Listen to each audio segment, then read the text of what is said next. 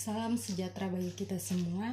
Pembacaan kita pada saat ini terdapat dalam kitab Perjanjian Lama, yaitu Habakuk 1 ayat 2 sampai ayatnya yang keempat, yang memberi judul Keluhan Nabi karena Ketidaksetiaan.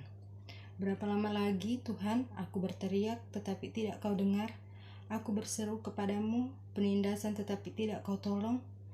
Mengapa engkau memperlihatkan kepadaku kejahatan sehingga aku memandang kelaliman? Ya, aniaya dan kekerasan ada di depan mataku, perbantaian dan pertikaian terjadi. Itulah sebabnya hukum kehilangan kekuatannya dan tidak pernah muncul lagi keadilan. Sebab orang fasik mengepung orang benar, itulah sebabnya keadilan muncul terbalik. Sekian pembacaan kita pada saat ini. Kita masuk pada renungan yang memberi judul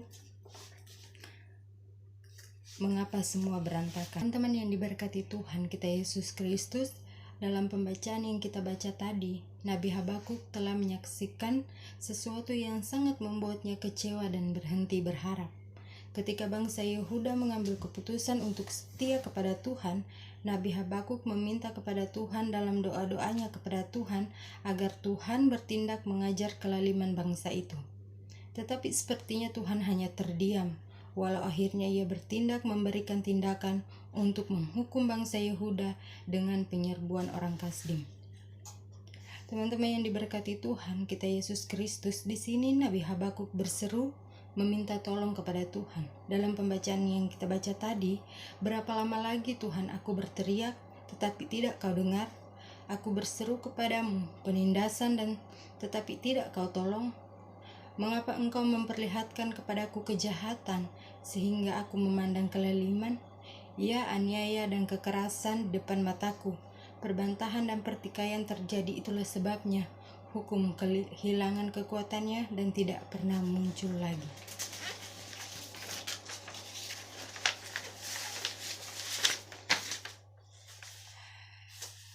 Kejadian sebab orang fasik mengepung orang benar, itulah sebabnya keadilan muncul terbalik.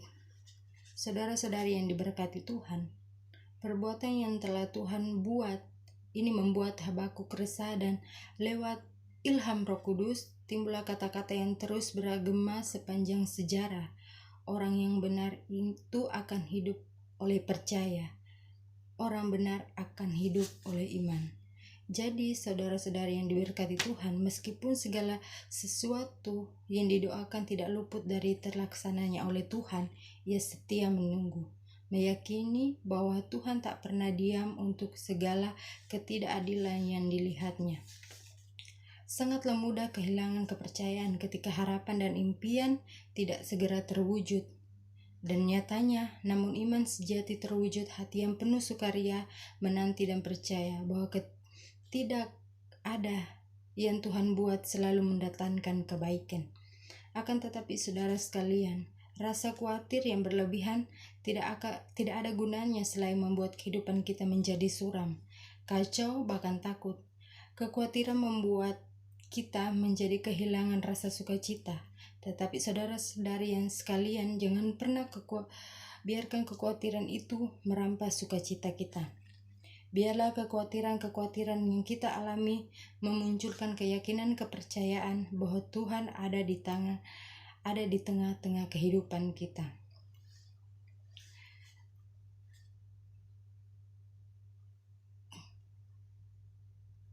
Di sini saya akan menceritakan singkat tentang kehidupan saya. Pada tahun 2016 saya mulai mengambil keputusan untuk kuliah di kampus IAKN Manado. Dan pada waktu itu saya mempunyai cita-cita, yaitu menjadi seorang pelayan Tuhan, yaitu pendeta. Seiring berjalannya waktu, ketika saya sudah menempuh semester 5, rencana yang saya impikan itu ternyata gagal. Semua berantakan, dan hal itu membuat orang tua keluarga saya menjadi marah dan kecewa. Pada waktu itu saya bertanya-tanya,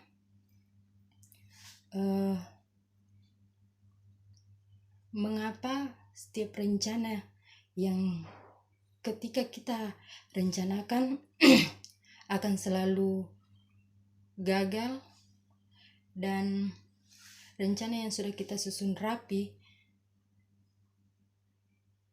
itu tidak akan terlaksana. Tetapi saya mengambil hikmah dari semua masalah yang saya hadapi itu ketika saya yang sekarang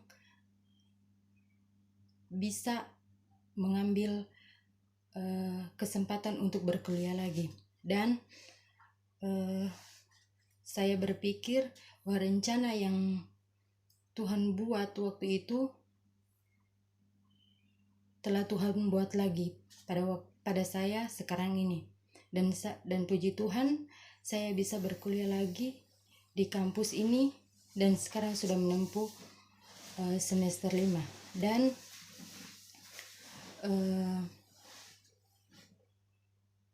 saya mulai berpikir bahwa kegagalan rencana yang telah berantakan pada waktu lalu ternyata Tuhan buat berhasil untuk sekarang, dan itu kesempatan yang mesti saya pergunakan dengan baik-baik. Karena itu, yakinlah Tuhan akan senantiasa menyertai dan menolong kita sehingga kita tidak perlu khawatir secara berlebihan.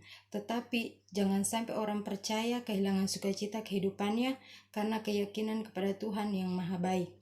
Jadi saudara-saudara yang diberkati Tuhan kita Yesus Kristus, kebenaran lahir dari serangkaian ujian.